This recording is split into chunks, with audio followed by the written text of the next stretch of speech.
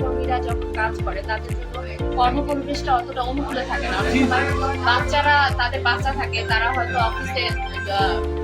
অফিসে এসে তাদেরকে যে ব্রেস্ট ফিডিং করাবে এই জায়গাটা থাকে না, কারণ সেখানে অফিসের কর্মপরিবেশ। বলবো যে এটা জেন্ডার ডিসক্রিমিনেশন কমানোর জন্য একটা অন্যতম উদ্যোগ, এবং আমাদের যারা সেবা প্রার্থী আছে তাদের পাশাপাশি আমাদের যারা নারী সহকর্মীরা উপজেলার আরো বিভিন্ন জায়গায় রেপ্লিকেট করবো, যাতে আমি চিন্তা করেছি যে আমাদের উপজেলার যে প্রাইমারি স্কুলগুলো আছে সেগুলোতে আপনার অধিকাংশই দেখা যায় যে নারী শিক্ষক।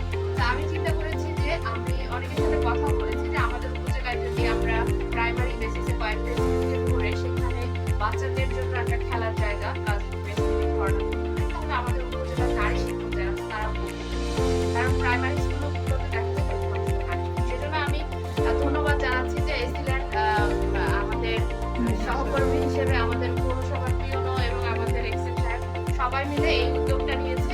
সেজন্য বনপাড়া পৌরসভার সকলকে আমি ধন্যবাদ জানাই, এবং আপনারা সবাই এই উদ্যোগে সাড়া দিয়ে এখানে এসেছেন, আপনাদের সকলকে আন্তরিক ধন্যবাদ এবং কৃতজ্ঞতা জানাচ্ছি। সবাইকে নতুন বছরের শুভেচ্ছা।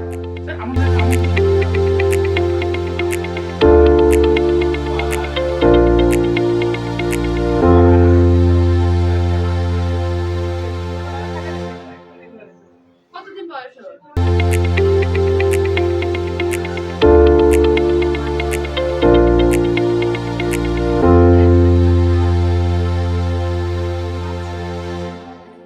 এখানে বাবু আসে অনেক।